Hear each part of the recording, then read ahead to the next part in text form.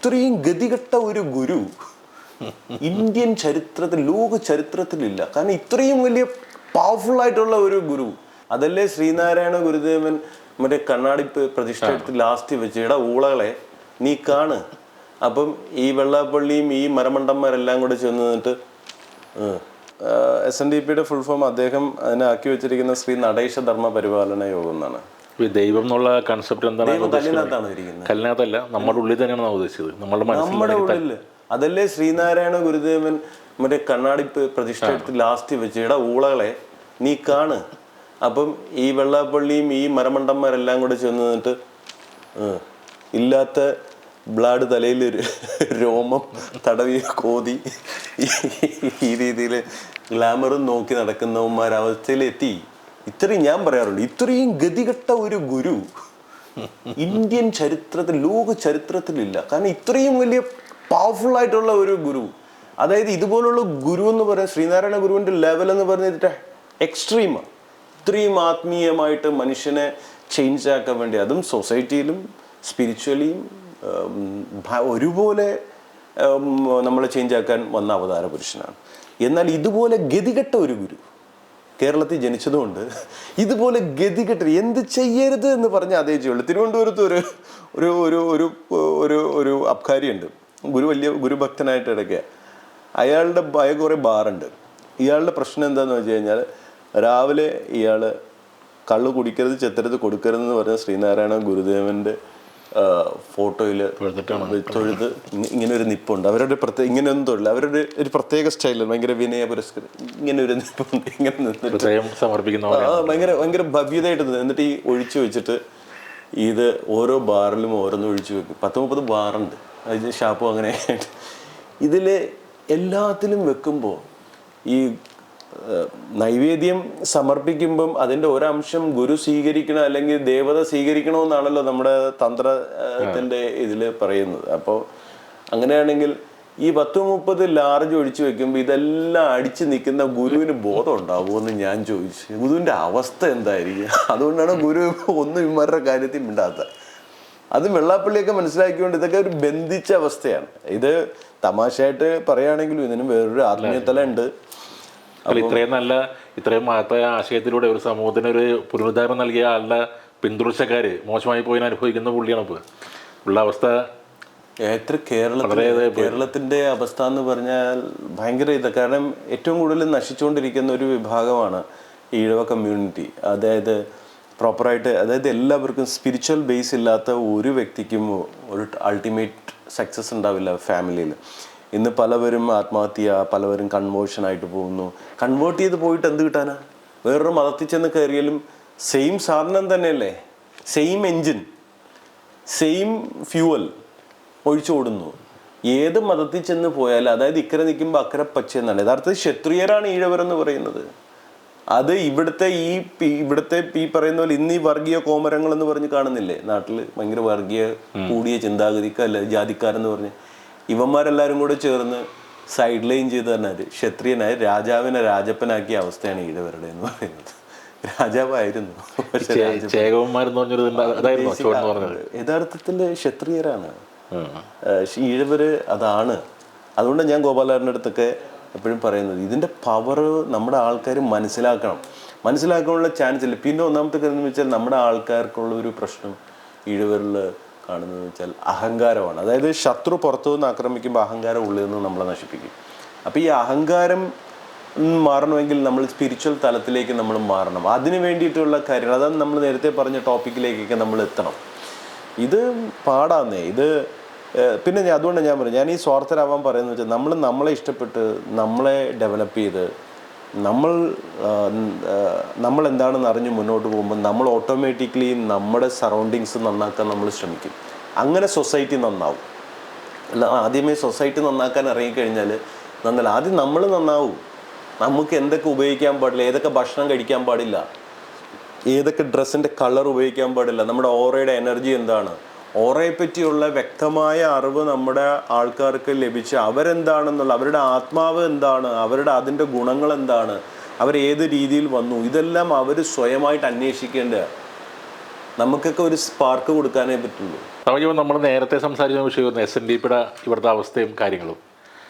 അപ്പോൾ ഈ വെള്ളാപ്പള്ളി ഇപ്പോൾ ശ്രീനാരായണ ഇപ്പോൾ ഗുരുസ്ഥാനത്തിരിക്കുന്ന പുള്ളിയാണല്ലോ, എല്ലാവരുടെ അല്ല കുറേ പേരുടെ ഗുരുസ്ഥാനത്തിരിക്കുന്ന ആളാണ് വെള്ളാപ്പള്ളി നടേശൻ. പുള്ളിയെപ്പറ്റി എന്താണ് ഇപ്പോൾ സമൂഹത്തിന് പുള്ളി എന്ത് നേട്ടമാണ്, ഈഴവ സമൂഹത്തിന് എന്ത് നേട്ടമാണ് പുള്ളി ഉണ്ടായി കൊടുത്തുള്ളത്?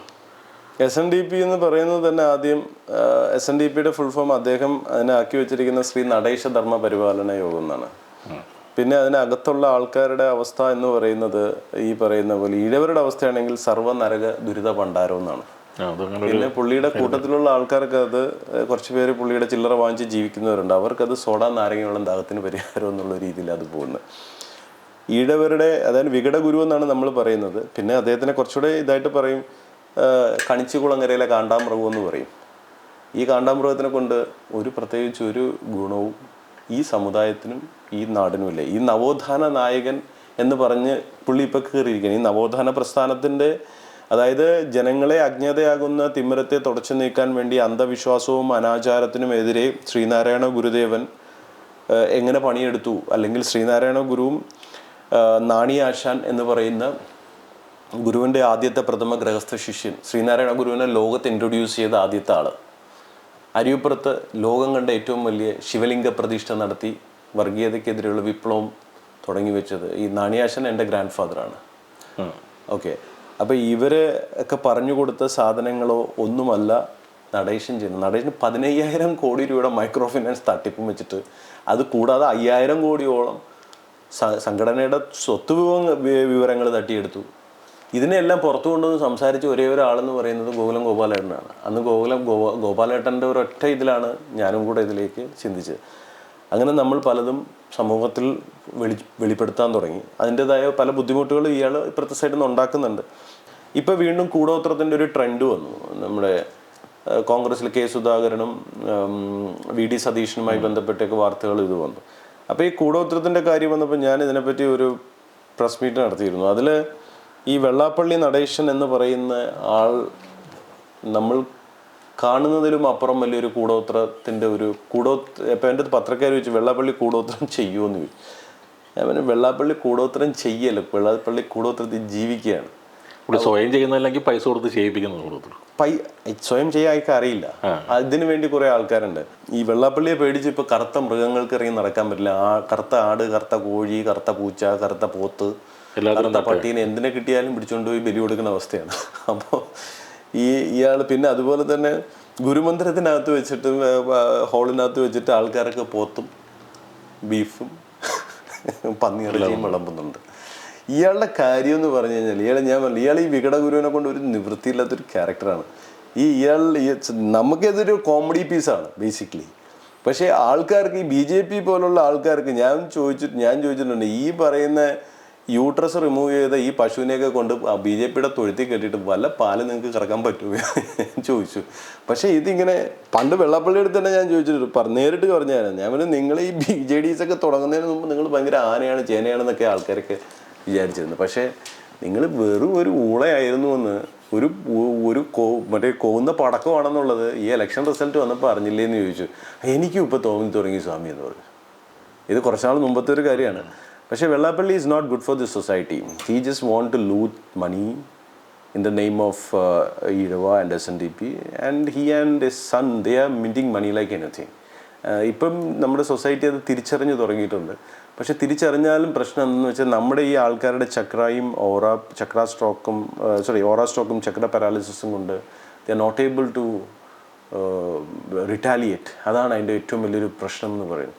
പിന്നെ ഗോപാലേട്ടനെ സംബന്ധിച്ചിടത്തോളം ഈ ഇയാൾക്ക് എഗൻസ്റ്റായിട്ട് ഇത്രയും ഗോപാലേട്ടന് വേറെ ഒരു പണിയില്ലായിരുന്നു. ഇതിൽ ഇടപെടേണ്ട ആവശ്യമില്ല. ബിക്കോസ് ഹീസ് ഡൂയിങ് വെൽ അല്ലേ, നമുക്ക് എല്ലാവർക്കും വരാം. അദ്ദേഹം സ്വന്തം അധ്വാനത്തിൽ നിന്ന് പൈസ ഉണ്ടാക്കി വന്നു. ഇയാൾ ഈ സമുദായത്തിൽ നിന്ന് തന്നെ ഈ ഈഴവരുടെ ആമാശയത്തിനകത്ത് കൈയിട്ട് വാരി. പിന്നെ ഇപ്പം ഇയാൾ ചെയ്യുന്നതെന്ന് വെച്ചാൽ ഏറ്റവും കൂടുതൽ വർഗീയത ഇയാൾ നടത്തി. ഇയാൾ ഇവിടെ ഒരു ഇയാളും കെ സുരേന്ദ്രനും കൂടെ ചേർന്നൊരു വലിയ വർഗീയ കലാപം പ്ലാൻ ചെയ്യാണ്. അപ്പോൾ അത് വലിയ ബുദ്ധിമുട്ടുണ്ടാക്കും. പിന്നെ അതുപോലെ ഞാൻ ഈ കഴിഞ്ഞ കോഴിക്കോട് നടത്തിയ പത്രസമ്മേളനത്തിൽ ഞാൻ ചോദിച്ചു, ഇവരെല്ലാവരും കൂടെ ഒരു മുസ്ലിം MP കൊടുക്കാത്തതെന്ന് ചോദിച്ചു. ഒരു മുസ്ലിം MP അത് വളരെ മോശമായിപ്പോയി. കാരണം എന്ന് വെച്ചാൽ ഈ ക്രിസ്ത്യൻസിന് കൊടുക്കുന്നു, ഹിന്ദു ഒരാൾ ജയിച്ചു പോയെന്ന് വയ്ക്കാം, പക്ഷേ ഏറ്റവും കൂടുതൽ ടാക്സ് കൊടുക്കുന്ന ആൾക്കാർ ആരാണ്? ഇവിടെ GST ഫയൽ ചെയ്യുന്നത്. ഹിന്ദുക്കൾക്ക് എന്ത് ബിസിനസ്സാണ് ഉള്ളത്? നമ്മൾ കുറച്ച് പേര് ഇപ്പം കുറച്ച് പേരുണ്ടാവും, ബാക്കി ഏറ്റവും കൂടുതൽ അധ്വാനിക്കുന്ന സ്ട്രീറ്റ് ബിസിനസ് തൊട്ട് ഹൈ ലെവലിൽ ചെയ്യുന്നത് പോലും ഈ ബിസിനസ് ചെയ്യുന്നത് കൂടുതലും മുസ്ലിംസാണ്. അതിൻ്റെ GST പോകുന്നത്, അതിൻ്റെ ടാക്സ് പോകുന്നത് സെൻട്രൽ ഗവൺമെൻറ്റിന് പോകുന്നത് അറിയാം.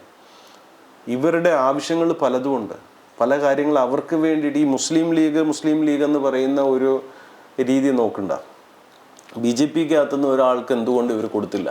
എന്നിട്ട് മുസ്ലിങ്ങളുടെ പ്രശ്നങ്ങൾക്ക് വേണ്ടി റെപ്രസെൻറ്റേറ്റ് ചെയ്യാൻ ഒരാളെ, അത് മുസ്ലിം ആവണമെന്ന് പോലുമില്ല.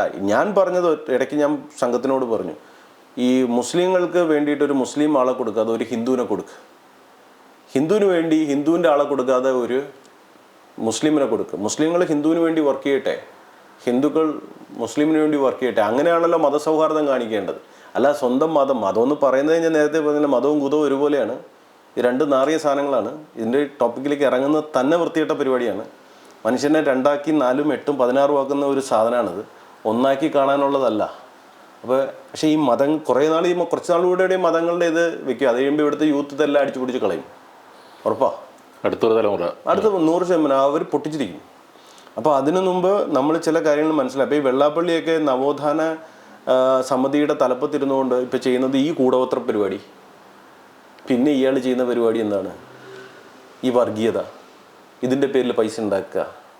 ഇയാൾ ആദ്യം നന്നായി മാതൃക കാണിക്കേണ്ടത്. ഗുരുദേവൻ്റെ എനർജി സമൂഹത്തെ അറിയിക്കുന്ന ഒരു പ്രസ്ഥാനത്തിൻ്റെ ഗുരുദേവൻ്റെ ചിത്രത്തിൻ്റെ തലയിരുന്നിട്ടാണ് ഇയാൾ ഈ പേക്കൂത്തത്രയും കാണിക്കുന്നത്. ഇയാളെ സപ്പോർട്ട് ചെയ്യുന്നത് BJP, ഇയാളെ സപ്പോർട്ട് ചെയ്യുന്നത് BJPയിൽ നിന്നും ജനങ്ങൾ അകലും. ഇയാൾ BJP എന്തിനാണ് ഇതിൽ സപ്പോർട്ട് ചെയ്യുന്നത്? ഇത്രയും വലിയൊരു കാട്ടുകള്ളനെ, ജഗതി പറയുന്ന പോലെ ഒരു കാട്ടുകള്ളനെ സെക്രട്ടറി ആക്കി വെച്ചിരിക്കുന്നത് എന്തിനാ? ഇതെന്താ ഈ സമൂഹത്തിന്? ഇതൊരു തരം BJP ചെയ്യുന്നത് പെണ്ണില്ല എന്ന് കരുതി പെങ്ങളെ കെട്ടുന്ന പരിപാടിയാണ്. പിന്നെ അതുപോലെ പിണറായി വിജയൻ, അദ്ദേഹം വളരെയധികം മുഖ്യമന്ത്രിയായിട്ട് ഇവിടെ സംസ്ഥാന മുഖ്യമന്ത്രിയായിരിക്കുമ്പോൾ അദ്ദേഹം ഇയാൾക്കെതിരെ ശക്തമായ ആക്ഷൻ എടുത്ത് ജനങ്ങളെ, ഈ സമുദായത്തെ പ്രൊട്ടക്റ്റ് ചെയ്യാനുള്ള ഒരു കാര്യം ചെയ്യാൻ പറ്റുമെങ്കിൽ അത് പിണറായി വിജയനെ ചെയ്യാൻ പറ്റുള്ളൂ. വേറെ ആൾക്കാരൊക്കെ ഇയാളുടെ മുന്നിൽ വന്നിട്ട് നിൽക്കുമ്പോൾ ഡാൻസ് കളിച്ച് പോവും. പിണറായി വിജയൻ അദ്ദേഹത്തിന് ഒരു ആറ്റിറ്റ്യൂഡുണ്ട്, അദ്ദേഹം ചെയ്യും. അദ്ദേഹത്തെ കൊണ്ട് ജനം ചെയ്യിപ്പിക്കണം. അത്രയും വലിയ ഭീകരമായ പ്രശ്നങ്ങളാണ് ഇയാൾ സമുദായത്തിനും സമൂഹത്തിനും ചെയ്യുന്നത്. പിന്നെ ഇപ്പോൾ ഇയാൾ പറഞ്ഞു ഞാൻ രക്തസാക്ഷിയാവുന്നോ, അത് സത്യം പറഞ്ഞതിൻ്റെ പേരിൽ വെള്ളാപ്പള്ളി ഭയങ്കര ഡയലോഗുകളൊക്കെ അടിക്കുകയാണ്. ആൾക്കാരെ കുറച്ച് നാൾ ഇങ്ങനെ ഈ ഞാൻ നേരത്തെ പറഞ്ഞില്ലേ, ഈ സണ്ണി ലിയോൺ വന്നിട്ട് ഞാൻ വെർജിനാണെന്ന് പറയുന്ന പോലെയാണ് ഇയാളുടെ ഗ്രൂപ്പും വന്നിട്ട് നമ്മൾ ധർമ്മപുത്രരാണെന്ന് പറയുന്ന പോലെ സമൂഹത്തിൽ പറയുന്നു. ഇത് കുറച്ച് നേരം ആൾക്കാരെ എല്ലാവരെയും പറ്റിക്കും. ഞാൻ എപ്പോഴും പറയാറുണ്ട്, നമുക്ക് ഈ യുഗത്തിൽ ഒരു ദിവസം ഒരാളെ പറ്റിക്കാം, ഒരു നേരം പറ്റിക്കാം. ടെക്നോളജി അത്രയും അഡ്വാൻസ്ഡായി, എല്ലാ ദിവസവും പറ്റിക്കാൻ പറ്റില്ല. ഇപ്പോൾ എന്നെപ്പറ്റി എന്തൊക്കെയായിരുന്നു ഉള്ളത്തരങ്ങൾ ഇവിടെ മാധ്യമങ്ങൾ ഫോഴ്സ് ചെയ്ത് ഈ മാഫിയ ശക്തികൾ എഴുതിപ്പിച്ചത്. പക്ഷെ കുറച്ച് കഴിയുമ്പം അത് തിരിഞ്ഞു വരും. നമ്മളെല്ലാം വിറ്റ്നസ് ചെയ്യുക. പിന്നെ നമുക്കൊരാളെ ചെറുതായിട്ടെങ്കിലും ഹെൽപ്പ് ചെയ്യാൻ പറ്റുമെങ്കിൽ, അതൊരു വാക്കുകൊണ്ടോ സ്പിരിച്വൽ ലെവലിലോ എന്തെങ്കിലും ചെയ്യാൻ പറ്റുമെങ്കിൽ ഡു ദാറ്റ്. ഒരുപാട് നന്മകൾ ചെയ്യാനും അടുത്തൊരു തലമുറയെ പ്രൊട്ടക്റ്റ് ചെയ്യാനും വേണ്ടിയിട്ടാണ് നമ്മളിവിടെ വിട്ടിരിക്കുന്നത്. ആ സാധനം നമ്മൾ ചെയ്യുന്നില്ല. നമ്മൾ we are away from our dharma.